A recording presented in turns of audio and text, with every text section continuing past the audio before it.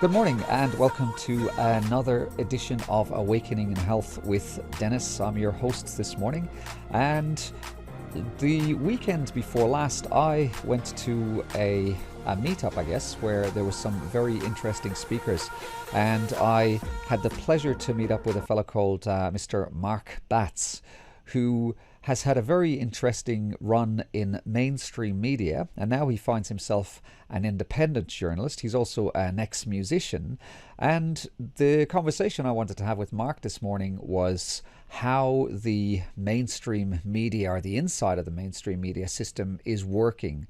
And if people who are aware of my content, they know that I'm not really a mainstream media fan. It's quite ironic because I'm doing this recording for Cairns 89.1 FM local radio, and I got to offer a thanks to them for allowing me on here to voice my, I guess, left of field views. But welcome this morning, Mark Batts. How are you doing? Good, mate. Thanks for having us on, mate. It's always good to sort of get a chance to tell my story, because now what I'm doing, I'm sort of more telling other people's stories 9 times out of 10. So it's interesting to be on the other side of the fence. Fantastic. We had a nice little chat a few times actually on the weekend, and some of our views aligned, which was nice. But if you could, normally I find when I'm meeting up with speakers like yourself, they have a topic they have a look at and they focus on, but I often find myself wondering, who is this person? What are they about? So you had your start as a musician, I believe, and playing a good few different kind of instruments. Can you tell me a bit about that, and then how it led you into working for some of the big stations? Well, yeah, in my early teenage years, I bought myself a guitar and a bass, and I'd learned a bit of drums in high school and whatnot, and, I just loved heavy metal. It was my sort of go-to. It was my way of escaping from, the doldrums of life, particularly in high school. It gave me focus and drive, and probably in a lot of ways shaped my mind with, some of the amazing lyrical content that comes out of it. I know there's a lot of people out there that probably think it's all, doom and gloom and Satan and all that sort of stuff, but there's actually some really good positive stuff in some of the, heavy metal stuff. And it's, when you're in the heavy metal community, it's everybody's kind of like your friend, it's, it's hard to describe unless you're in there, but it's kind of like a little brother and sisterhood, it's really cool. And I just wanted to play music, that's where my soul was taking me. And as life moves on, various different bands, various different instruments and whatnot, and you start to develop this realization that it's not just about playing the music. You got to market a product. So I started learning photography and videography and sound engineering and lighting tech sort of stuff, and designed our own band logos, album covers, film clips, and the such. As well as obviously gig posters was a big one. But to cut a long story short, because that's a pretty big adventure in life, but as the band scene sort of thing started to wind up, and we're all getting a bit older, and it's not working out as well as I would have liked, and I felt it was time to sort of move on, and the videography part of things was something that I really wanted to work more on. And I was looking around for jobs in Melbourne, and I'm thinking, I'm not really happy in Melbourne. It's overcrowded, it's cold, it's miserable, everybody's like on edge all the time because you're tripping over each other left, right and centre. And I just wasn't really feeling like home anymore, and in my youth I'd spend a bit of time up in Darwin, and I'm like, wow, I really love the north. I love the temperature, it was so much better. Like, that's kind of where I'm feeling a drawing. And as I'm looking around for jobs in Melbourne, I'm thinking, let's just expand the field and see what happens. So I expanded the field of videography, and next thing I know, Win TV comes out with this an ad there that's looking for camera operators in regional Queensland. And the first thing I think of was, regional Queensland's a pretty bloody big place. What about a fifth of the country or something? Well, it's really pretty vague. Well, what's the harm? I can always say no if I don't like it. So I put an application in a week or so. What kind? Sorry, Mark. What kind of time frame is this? So you would have left the semi-professional, professional music scene. Kind of what age, or you started to drift out of it? What? Give us a bit of a time frame for that. So, I started playing, when I was 16 years old, and I'm probably about 34, 35, as I'm starting to sort of change the realm, but before I exited as a performing musician, I was getting around doing film clips for other bands. So, those last few years, before I came up here, which was when I was 37 in 2017, sort of the field we're looking at. So I was probably playing around with music for a good 20 years there. Okay, and you saw that advertisement for was it Win? You said how long ago was that roughly? So that would have been 2017 when I seen that advertisement, and I put in an application. They come back and they're like, "Well, we've actually got 3 markets available to you." I think it was Toowoomba, Rockhampton, and Townsville. Long story short, I chose Townsville mostly because it's far enough north to be warm enough to not need a jumper most of the year. That was the main motivation, and I did have a couple of people I knew around the area, including Cairns and Townsville, so that was the logical choice for me. I rearranged life. I pretty much just made a snap decision, spoke to the family, missus and the kids were like, yes, sweet, let's do it. Sounds like fun. We packed up our lives and moved up here. So, and once the decision was made, it was basically a process of maybe 2 or 3 weeks from Melbourne. I'm in Townsville in a new place. So when I make a decision, I go. So you entered the glam, the glitz, the big money realm of mainstream media. So I'm guessing you were fairly blown away with the opportunities and I guess the richness and the wealth that would have flowed your way. Well, that was definitely my impression of what would come to be.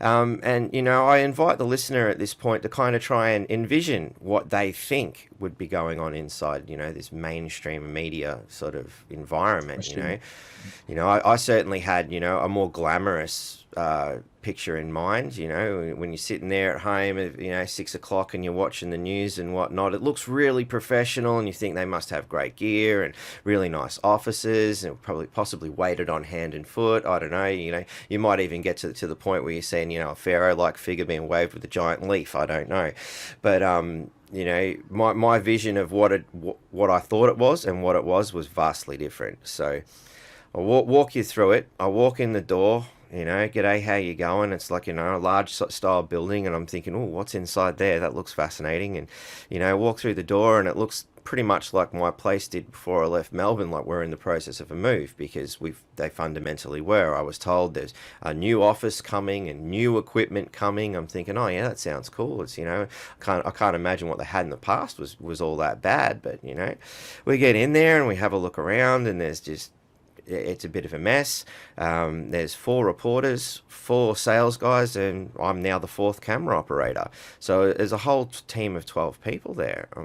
Okay, it's a lot less than I thought. I'm thinking they'd have, spaces for advertising and all that sort of stuff. And as I was walked around what I would describe the decaying remnants of what was once a bountiful empire, I start to realize that things are not as what I'd seen, what I thought they were.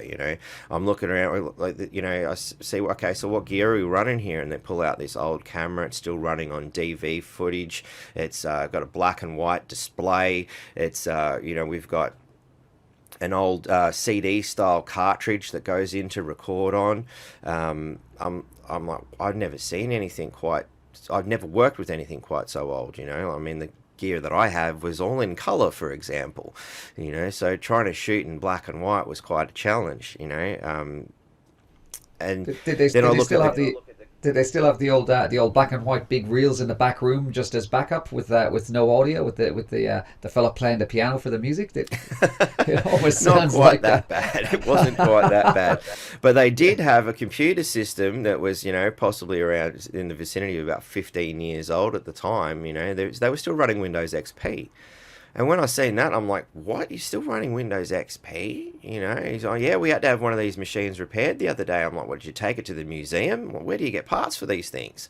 That's old tech. Anybody who has an understanding of the computer industry knows that, it's within about 5 years, you can't get parts for whatever it is. It becomes a bit of a mission. But to have 15-year-old technology, wow. Very hard to find, but yeah, they were basically resoldering components onto the boards themselves to keep it going, and you couldn't turn them off. Like, because again, another thing, you learn about electronics, or I learned, there is that, the capacitors within the things, that they heat up, so they expand, they retract, they heat up, retract if you keep turning things on and off. So the only way to keep these machines alive was to keep them on, because otherwise those components would just die. So that was an interesting thing into itself, to know that, yeah, because they had turned them off in the past and they couldn't get them back up again. So you waltzed in there with this idea of I guess the most up to date, these sophisticated systems, and almost sounds like you got in there and things are getting held together with sticky tape and literally. Yeah, yeah, and the only way to really get past was to just kind of continuously joke about it, and like, I mean, yeah. So I mean, there's so many tales from the dark side I could tell, but it did rapidly become a bit of a joke. Like we were going out, particularly you see the usual politicians, you see the usual police officers and things like that. But it's Townsville's a relatively small town, so everybody in that sort of industry kind of sort of knows everyone, and I was like, oh yeah, good. I'll bring out the old sticky tape microphone this time, and there were times, like you have like a receiver cube on the bottom of it, and we've like electrical taped the bloody thing on because it kept falling off in the middle of an interview. And it was one time I drove all the way out to Whoop Whoop for a job. I think it was Charters Towers, actually. We drove all the way to Charters Towers, which is hour and 20-minute drive, to go and cover this festival that they were doing, and the camera dies right in the middle of the job. What am I? And there's no backup. There's no way to fix it. It's just, well, that's it. Day's done. Wow. So let's talk about the integrity of the reporting then, because we as I said met in up near Mariba at an event there up near Koa, and you took the stage and you told the group there some fairly interesting things. So again, we're given this narrative that we have these kind of trusted talking heads on in front of the cameras, and we also given this kind of short form way of getting our news and our information. And this is why I enjoy these kind of conversations, Mark, because it's hard to manipulate the messages that we're conveying with each other. You got 45 odd minutes of a chat and people get a feel for who I am and for who you are. But it's vastly different, isn't it, with the short form news? Can you give us some ideas about what that was like? Well, you hit the nail on the head there, mate, with the fact that it is a very short form. I think the best way I can describe it is kind of like you got to see the preview for a movie, and then you think you've been informed, and it's the same as sitting down to the 6 o'clock news. It's like you've just watched a series of previews. It's such a short amount of and small amount of information they give you that you couldn't possibly really know what the movie's about. I mean, you get an idea of what the movie's about, but you don't know what the intricacies are. You don't get to see the depth of the characters and mostly the conclusion to the story. So what we're doing with this construct is we're getting sound bites. So as anybody would, who's put a couple of moments thought into it, would realize that if you take one sentence out of context, you've kind of already started manipulating things straight away, because you haven't got the introduction, you haven't got the conclusion. And the general way a story is constructed is we introduce what it is the reporter's trying to say about it, and then we back it up with one little sound bite. So it's kind of like a repetition scenario, which then again kind of implants the idea pretty firmly in someone's head. So to clarify that, Mark, so and again, I've kind of bang on every so often that I don't have a television anymore, and it's one of the best things I've ever did. But just kind of from memory, because I don't like really listening to the news shows in the way we're delivered. But we see the reporter seems to be the main figure, and then it seems that little clip, that the 30 seconds, 10 seconds, whatever it is the quote unquote proof that the story is legitimate. So what we have almost is these reporters making up the story, validating it with a clip. And you're saying that out of that that 10, 15, 20 seconds that you had the camera on the person who should have been the real story, there was oftentimes a hell of a lot more nuance and more behind it. Would that be a way of saying it? To a degree. I wouldn't say they're making up the story. You know, again, you know, if you were to paint a picture, say like, you know, wherever you're standing in an environment, you see what you see, you know, and there could be somebody else standing in whatever environment, you know, you're in, you know, 5-10 meters to your right, you know, and they're going to get a different vantage point. So automatically, just from where you are, you see something different. You know, then you got to take in preconceptions and whatnot, you know, and all those sorts of elements. You know, then you combine those preconceptions with a restrictive construct, as in we haven't got enough time. We're rushing from job to job. You know, we have a deadline. This needs to be out by, you know, on the screen playing at 6 o'clock. So we need these things wrapped up by 4:35 in the arvo. You know, so you're always racing the clock. You know, everything's rushed, you know, so the ability to do a great job isn't always, you know, there for you. And I think in a lot of ways, you know, perhaps it'd be a different industry if they were able to commit the time that I think a lot of these stories and things deserve. So, you know, there's a lot of factors involved here, and I certainly don't want to go around saying these people are making things up and that they're, you know, evil or anything like that. They just have their own unique perspective, and in a lot of cases, they genuinely believe the narrative that they're kind of going along with. And I think it's definitely encouraged by higher ups to go down a certain pathway. But back to the construct of, you know, we've just got a slither of information from, you know, our talking head, as we will call them, you know. There were instances when, you know, well, they're not really saying that the, you know, what we want sort of thing, or how we're trying to tell this tale, you know. So they'll grab a snippet of the beginning of one sentence and a snippet of the end of another sentence, and then slide it together on the timeline. We cross fade the audio so that you can't hear any hiccups or glitches, and then you layer another image over the top so you can't see the edit point. You know, so we've just made them effectively say something they didn't necessarily say. And then, you know, the first time I'd done that, you know, I'm having a bit of a, you know, clash of morale here. You know, I'm thinking in my mind, you know, this just doesn't feel right, you know. And when I come out to get the reporter to check the story to make sure it's the way they want it and whatnot, you hear them laughing about how it's interesting that they can get away with doing that. You know, they thought it was, so this one particular reporter seemed to think it was amusing. And that, at that point, you know, I'm only there for maybe about a month at this stage. I'm starting to think, yeah, wow, as soon as this 1 year's up, I think I'm up too. I don't think I can do this, you know. That stood out to me when you were delivering your presentation of the it's almost cynical, isn't it? A cynical way of manipulating an event, and whether that happens a lot or a bit, I'm not too sure. I'd be saying it probably happens more than the average person thinks. But to hear it coming like directly from you, just from the inside, is fairly demoralizing, isn't it? And the other thing, which I think we should have a look at, and you know, we again discussed that on the weekend, was some of the things that have happened in the last 3 or 4 years. There are very strong sentiments from, whatever this means, the top, which are funneling down, and if you're not delivering that narrative that the bosses want you to deliver, you essentially can get into trouble, I guess. Well, I mean, I wasn't really a part of the last few years of what happened with, you know, the more previous period of government overreach, as I like to call it. I have heard a lot of different stories from various people on the ground in Victoria where, you know, there's some horrible things happening and they refuse to put the camera on, you know, some of the assaults that were being committed against the general public, for instance.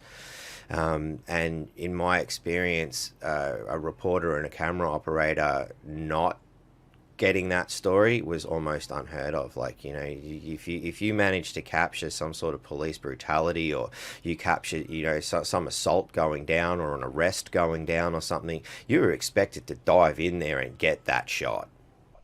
What happened? Were people afraid then, or were they afraid to disrupt the narrative, or was it the fact that they were simply fearful of being in trouble with the police, or what? Why did that happen?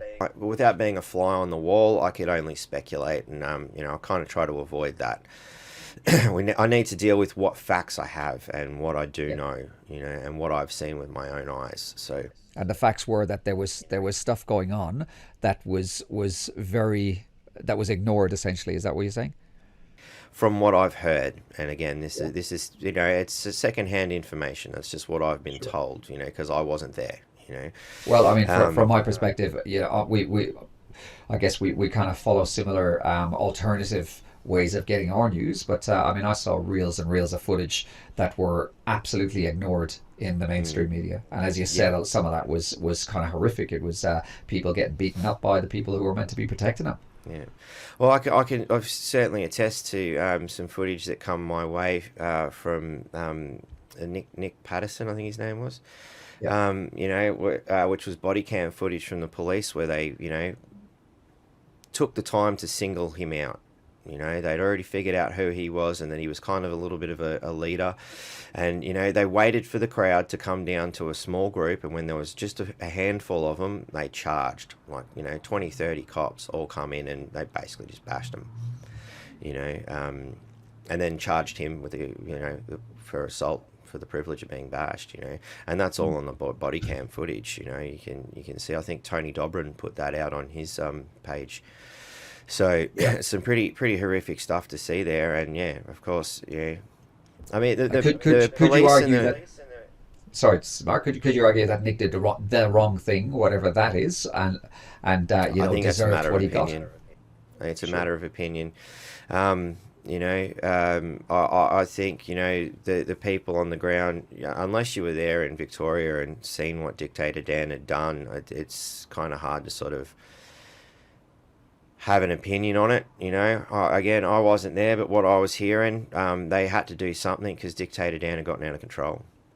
And I know people personally down there as well who were there around that time, and some of them are very good friends of mine, and I find it hard to believe that they'd make up or elaborate or exaggerate about anything. But we're talking about I would say extreme tyranny. I mean, these whole buildings where people were absolutely locked in like a prison. Apparently, that apartment block where that happened, I think the residents won a massive payout for that. Just from memory, but then the corralling of people, what were they calling it, kettlebelling, I think, or there was some little term they were using where they'd, the police would surround these little groups and then keep them there for hours and hours, and sometimes they'd be pepper sprayed or different rubber bullets and whatnot. I mean, it was like it's like friggin' some crazy science fiction movie. So for me, I don't mind having an opinion on that, because I think it was just blatantly wrong. Yeah, I like I said, I call it the period of government overreach, and I think it's really disturbing that so many officers were happy to become a kind of a goon squad, for Dictator Dan. And to me, when I looked at a lot of what I was seeing over social media, and even the way that the media was dealing with it was such a vast contrast that I felt like, hang on, this is the kind of thing I remember reading in history books about what happened in Germany in the 1930s, and what happened in Russia in the early 1900 period with the Bolshevik Revolution and all that, and then Stalin comes in, and it's just like, holy, what's going on, man? Like this is dangerous, this is bad. And I'm paraphrasing roughly, but there's a little saying there. One of the first casualties of freedom is truth. Yeah, and now we've got this misinformation bill coming at us because they've starting to see that people like us who are doing this sort of thing and getting a big story out there instead of the little snippet previews that they like. What I want to do, Mark, is we'll take a quick break for a bit of music here, but I actually want to, I know you did a cracking breakdown on that bill, and I want to hear your thoughts for my listeners. So what we'll do is we'll just leave it there for a couple of minutes. We'll break with a bit of music. You're listening to Dennis O'Connor.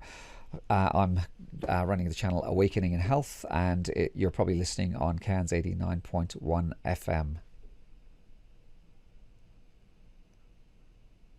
Welcome back. You are listening to Awakening in Health. My name is Dennis, and I'm talking to Mark Batts, who is an uh, cameraman for Channel 9 who has just gone through in the first part of this conversation about how the glitz and glamour, it's not all it seems. And he was discussing the kind of concerning points where the news is edited in a way that delivers certain narratives, and sometimes it's done very, very deliberately. And we just got on to talking just directly before the break about some of the horrific things that happened down in Melbourne during the lockdown, and where we had things like police brutality that were maybe unreported or certain spins put on them. But Mark, you just brought up there the misinformation bill. Can you tell our listeners a few things about that and why you're concerned? Well, I mean, anybody who paid a little bit of attention in high school history will have learnt about what the Nazis did and learnt about what, Stalin did in history. And, they were always socialist dictators. And the thing I always find funny is, the left and right narratives seem to have so much in common when they end up at the far extremes where they end up in this socialist nightmare. And one of the key points in history is the suppression of the media and people's views, even to the point where they restrict music and all art forms. And if you take a look at this misinformation bill, that's exactly what we have here, and the ambiguity of the wording, So if we have a look, at some of the things that, Hitler did for it. While you're just pulling up that, just for people who are aware, maybe you're aware as well, Mark, but the same thing is happening in Ireland. The same kind of bill is getting passed. The same thing is happening in the UK. And in the UK, it has formally passed, in the UK specifically, because I just caught this morning, it has been formally passed as a law. So this is now lawful in the UK. That's right. In Canada, they're also putting something similar. So it seems to be there's this lockstep around the world with the same process. And that to me is very, very concerning. Yeah, and Joe Biden had a crack at it, and it was proven to be unconstitutional against the basic rights of freedom of speech. So I'm curious to see how well these bills stick when they're put into the courts, and because at the end of the day, it goes against the basic right of the free press and freedom of speech. And so, what are a few things that you've uncovered with our bill that stand out to you as some stuff that we should be concerned about? So here we have Section 7, Part 1. For the purpose of this schedule, determination of content using a digital service is misinformation on the digital service if the content contains information that is false, misleading, or deceptive. Misleading and deceptive are rather ambiguous terms. I mean, if it's false, okay, you could almost bear an argument there, but misleading and deceptive, that comes down to opinion. The content, B, the content is not excluded content for misinformation purposes, and the content, or C, the content is provided on the digital service to one or more end users in Australia, and D, the provision of the content on the digital service is reasonably likely to cause or contribute to serious harm. So, but that sounds reasonable in one. But isn't that reasonable in one way, Mark? Like, how can we have dissidents out there spreading disinformation about let's say, medical situations or things that might lead certain parties off to be more racist or to have hate against certain sexes, etc., etc. So doesn't that add up or not? I'm glad you asked, because the perfect example here is what happened in Nazi Germany, and this is straight from the alphahistory.com. You can go and have a look at the editorial law Nazi censorship 1933, where it says editors are especially obligated to keep out of newspapers anything which A, is misleading to the public by mixing selfish interest with community interest, which sounds very similar to the wording I just read out. That is sinister. So you can see the almost the same kind of wording, the term misleading, for instance, and we've got, things like reasonably likely to cause harm, but what constitutes as reasonably and what is likely? This to me sounds like a pre-crime, and for those who haven't seen the Minority Report, I recommend you do. So you're suggesting. So listen, I'm again. It's important. I think that these kind of ideas, the ones that you're expressing, and that I might agree with you on. It's important that they get challenged. Otherwise, we're in an echo Mm. chamber. Yep. So, are you suggesting that those policies that they're trying to make law can be misused? And if so, what would that look Quite like? easily. Can you give me an example? Quite easily. You want an example? Go pick up a history Yep. book and have a read of what happened in Germany and what happened in Russia. It's that I could go on forever, but the easiest way I think is for like I said on the weekend too. It's the search for knowledge. That is the big thing. If you want to know something, you've got to start looking, and you've got to take the time to ask the right question to get the right answer, And for me, I took a comparison of what the government is currently proposing and compared it to what has been proposed by other socialist governments in the past. But I mean, that's the past, Mark, isn't it? That's history. Haven't we learned from history? We're much more enlightened now as a human race. We're more aligned. We're more on the same page. And could I argue that that misinformation bill is an attempt to ensure that those things historically don't happen again? Not the way I'm reading it. And just explain why. Wow, well, we can look at Section 6 here. Excluded services for misinformation purposes. One, for the purposes of this schedule, the following services are excluded services for misinformation purposes: an email service, a media sharing service that does not have an interactive feature, a digital platform service specified by the minister in an instrument under subclause 2. And subclause 2 here says the minister may, by legislative instrument, specify that a digital platform service is an excluded service for misinformation purposes. So that subsection 2 there pretty much grants the minister the ability to just go, I've decided I don't like this is misinformation, and we can shut a whole website down. So really, we're in a situation where unless our leaders, and I use that word very loosely, are infallible, or they specifically are holier than thou, or they got our best interests at heart. If we got a sinister figurehead at the top who has nefarious intentions, that really grants that person or that team or that group of people a hell of a lot of very, very sinister power. What you're implying there, which I think I'm hearing in those words as well, is that one person given that seat of power can literally press a switch and delete or switch off a whole swathe of information. Would that be? Am I missing something there? No, that pretty much puts it down to what I would call the digital book burning of the modern era. Okay, explain that. Well, I mean, we've seen that Hitler was big on burning books, and anything that didn't go along with his views and what he felt Germany should be, was all piled up and burned. That's a historical fact. And here we have a piece of legislation where the minister may, by legislative instrument, specify that a digital platform service is an excluded service for misinformation purposes, which is basically, the digital form of this book burning bonfire. And you could nearly suggest that to do the digital book burning would be a lot easier than going around gathering hard copies. You're talking about just a few flicks of switches and electronics, aren't you? Exactly, and it won't upset all those who are worried about the carbon footprint either, because we're not going to have all this black smoke going up in the sky. Okay. Are there examples that have happened again in relation to the last 3 years where this legislation might have worked against us?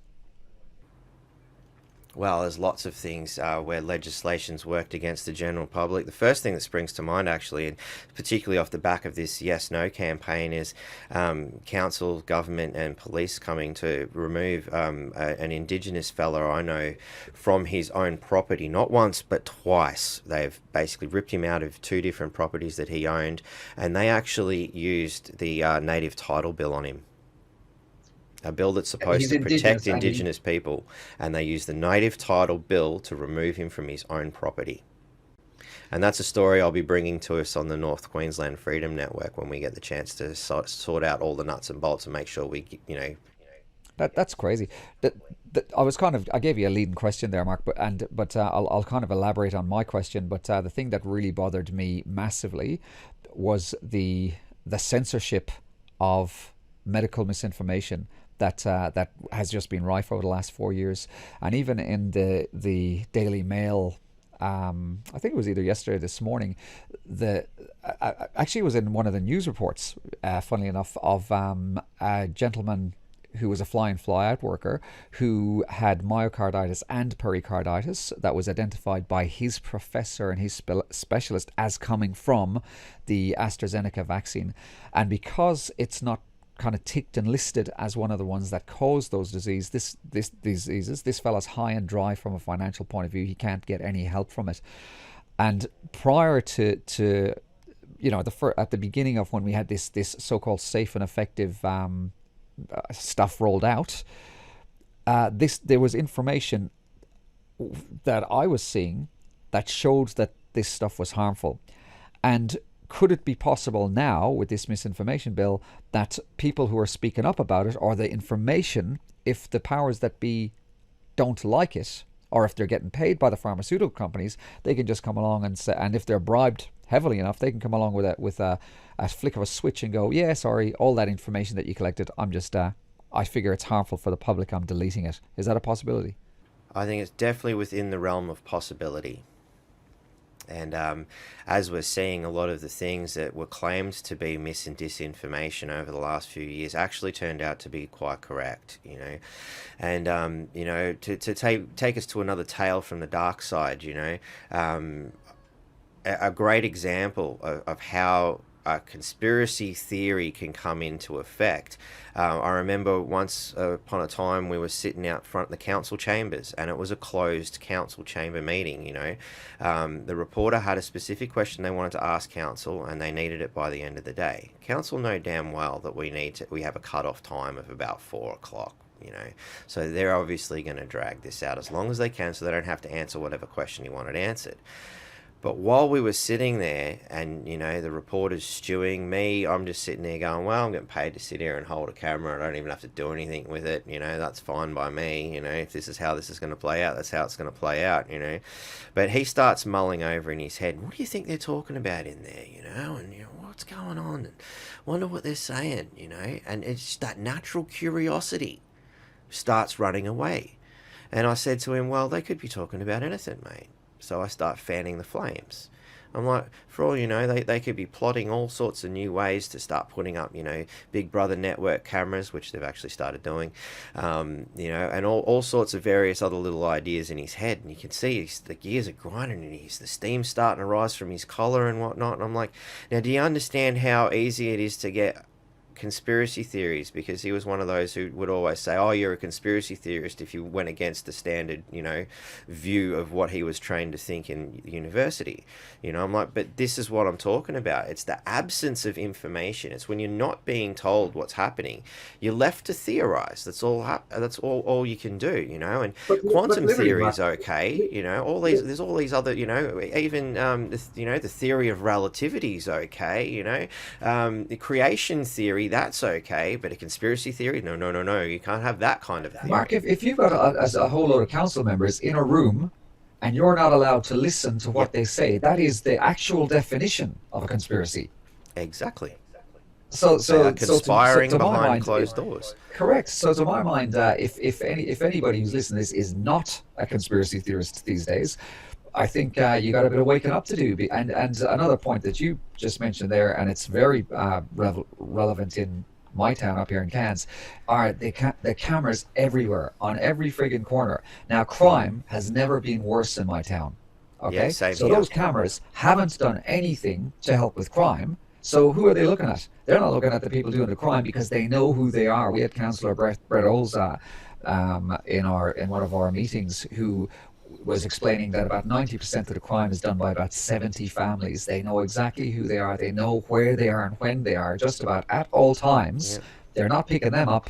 So those cameras are collecting information on us. And call that a conspiracy, do with it what you will, but it seems blatantly bloody obvious to me. Yeah, I'm inclined to agree that these cameras have done nothing to curb crime. I mean, you can argue that it's facilitated the police's ability to get onto these criminals and detain them or whatnot. But the problem is we have a legal structure that's basically operating a catch and release program like it was Rex Hunt's Fishing World. They capture these people and they're letting them out the next day.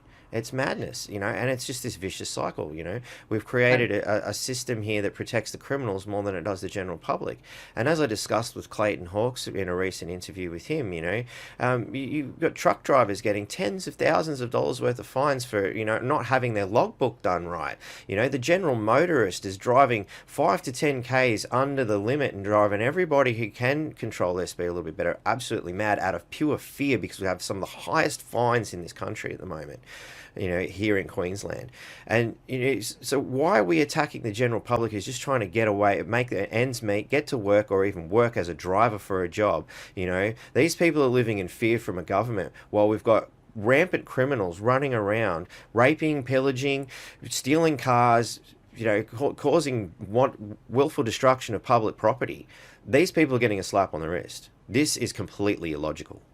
absolutely. And when we're driving around here locally, I'm seeing, every second roundabout there's a smashed car, and it's kids that are stealing those keys, breaking into houses. I had my place broken into twice. The actually three times over the last 3 years, but the last two times I didn't even bother reporting it, because the hoops that you got to go through, and nothing will happen.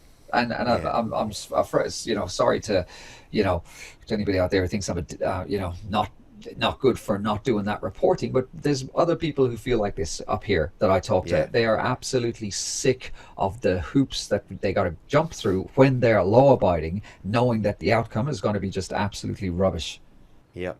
I tend to agree, and if the government's trying to get everybody to be really upset out of them, I think they should continue doing what they're doing, because I don't think there's a person they haven't managed to upset. I don't know Absolutely. how police officers can get out of bed and go and do the job at the moment. Where And if police officers are listening to this, take this on board. People are irritated. People are pissed off. You're part of the public. Yeah, yeah, yeah, yeah. The morale, absolutely. So we got to be tackling things like this not only from the outside, from what we're doing, but from the inside as well. You don't have to just if enough of the police officers stood up and collectively went against all this order following, our society would be better as well. I'm conscious of the time, Mark. Probably got about 5 to 10 minutes left, but just if you can just meander into what it is you do now, and it's more along the lines of independent journalism, and why you feel compelled to, I don't know, I guess, carry that flag a little bit. Well, we did deviate from the point a little bit there. We didn't get much into the what I dealt with in the mainstream media, but to give it a quick short overview, I was rather disillusioned with the way it's done. There are so many elements. It's not any one particular factor that makes the mainstream media as ineffective, in my view. The I wanted to do something better, in short, so I started this North Queensland Freedom Network in an attempt to sort of get out and tell the stories that are not being told. Obviously the period of government overreach was a big push towards that, but it was something I'd always wanted to do prior to that too. This was just a motivating force, you could say, because I could clearly see there was thousands and thousands of people marching down the street, and nobody was picking that. The Townsville Bulletin, for instance, reported, protesters have gone the way of conspiracy theorists, and they picked one sign, the one photo, rather than take a wide shot of thousands of people protesting, they took a close-up shot of one sign that, I can't remember what it said, but it was, you could throw it in the realm of conspiracy theory quite easily, and it's just like, that's again a perfect example of taking one tiny little piece of the story and then focusing on that instead of the fact that there was thousands of people marching down the street. So We haven't I needed all felt that really. compelled to tell a different point of view, and fundamentally a lot of the mainstream media is fundamentally a point of view. And I always encourage people, once I realized how things work, that you're just getting that advertisement, like I said earlier. And if there's a topic there that you find fascinating, or you want to know more about, it's up to the public to really get in there and dive in more and learn themselves, because you're not getting that from the mainstream media. So in order to facilitate that, that's why I've started this, in an effort to get a bigger picture out there, where and where you've got people like Joe Rogan, for instance, well and truly proved that people are willing to sit down and get educated on one story for 3 hours, like, I mean, I wish I had more time myself to watch a bit of Joe's work. Some of it's really good, but the times I have taken to spend that 3 hours and really get into something, a topic that he's presented, I'm like, wow, that's really well done. It was quite inspiring. And I'm like, well, we need something like that here in Townsville, and it's good to know that I've come across you and there's somebody there in Cairns doing it as well. And it was always my view that hopefully the North Queensland Freedom Network would encompass a lot of North Queensland. So it's good to know that I can contact someone like yourself, or even share your work and whatnot, and we can really start to build a more informed public. And I think this misinformation bill in a lot of ways is really reflective of how much particular parts of government are relying on the ignorance of people, because they all of a sudden realize there's a massive influx of information coming out of sources like ours, and they seem desperate to want to stop that. And that should be of concern to everybody. Absolutely. And there's a few points there, just to backtrack a little bit. But here we had the same situation. We had a couple of massive rallies with people in the thousands, and in the local paper, it was trivialized to a small group, and it was just a blatant. The headline was a blatant lie. I can't say anything other than that. But something that's highly relevant is the fact that it's not just you and your banner and your website just sitting back offering a few opinions here and there. I mean, you are pulling in some fairly high profile interviews. You're pulling in some senators and even myself. I'm pulling in doctors and people who are qualified. I had a Dr. Karen Ben from Mission Beach talking about climate change and whatnot. We're not just sitting here talking rubbish. We're actually backing up a lot of our claims with people who are in the know, who actually have the wealth of experience to make a good and decent point. And that's what we're not seeing in the mainstream. We're seeing this very particular and specific narrative being given, and if you don't stick to it, you don't get the airtime. That's pretty much exactly it, my friend. And just to touch on that, that it's been my experience that a lot of the reporters actually believe their narratives. For instance, when we go and do something on climate change, they don't ask, where's the science? They don't say, hey, can you present some science so I can back this claim up? They just get the talking head to say, so that's so? Yeah, that's so? Okay, cool. So how disturbing is it that people don't believe you? That's the line of questioning. It's an emotional thing that you could particularly see from this sort of woke construct, where they're dealing with touchy-feely feeling stuff instead of actual facts. And this misinformation thing, like, I think we really need to start looking at who is telling the misinformation, because I think the people who are going on emotional triggers as opposed to presenting actual facts, and those who are going out of their way to deny those facts coming out, they're the ones that need to be held to account for misinformation, not the people I believe they're going to target. Because that essentially, it sounds like it's a censorship bill. It's not a misinformation bill. This is very, very troubling for the whole of Australia. Because once you get censorship in, and if you, as I said, if you've got a sinister party at the top, and I firmly believe that Australia is directly controlled from outside of Australia, from Europe. You've got corporations that are controlling Australia. Anybody who tries to, feel free to ring up or give me a call, and I'll validate why I would say that. And one of the reasons is this lockstep thing that we saw happening over the last few years. But Mark, if you can finish up by telling people how they can get a hold of you, how they can support you where you are. North Queensland Freedom Network, available on just about most social media outlets. We tend to do a lot of live streaming to Twitter, Facebook, YouTube, and Rumble. Rumble's probably one of the better channels at the moment. You can find awesome people like Russell Brand on there too. I love watching his work. I think Rumble's kind of like the big competitor to YouTube at the moment. I would highly recommend people jump onto that. You can also contact us at NQ Freedom Network, all one word, at protonmail.com if you have anything you want to sort of have a chat to about. And of course, you can also contact Dennis, because we're going to start doing a lot more work together, I think, in the near future, which is awesome to have a fellow co-conspirator on board.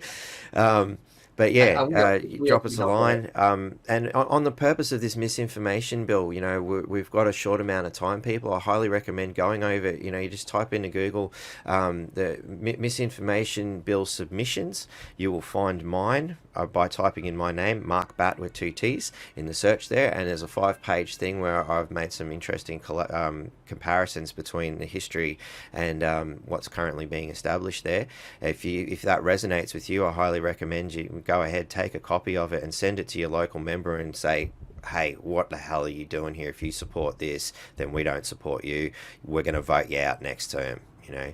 And the more people bombard their local members and say, hey, if you don't do the right thing here, trust me, they'll bend, you know. I mean, at least I hope they will, you know, because the only thing I think these people fear to lose is their job and their position of power. And, you know, particularly those who are sort of in a backbench position, they need to hold that seat for a couple of terms before they can move up to a ministerial position, you know, where they get the big bucks and the big payouts and all that sort of stuff. So, you know, particularly if you're dealing with, you know, somebody who's just new to the scene, getting them to realize that, wow, I'm going to mount something against you this next election. You know, for instance, I'm thinking about offering my services at a very discounted rate to anybody who's going to put our current sitting member Les Walker last on the next election, because what he's done is horrible. You know, I mean, I think within a few weeks he was starting fights in town. You know, I mean, this is not the kind of people we want representing us. And he's blatantly ignored me on a few occasions and refuses to answer my emails these days. So, yeah. Interesting. Mark, I can't thank you enough for the time that you've been generous enough to give me this morning. And I certainly do look forward to working with you again. People can contact me on Awakening in Health at Dennis, DENNIS, at awakeninginhealth.com if they want more clarification or they want to express an opinion. You've been listening to Awakening in Health this morning, and I'm looking forward to bringing you another great show next week.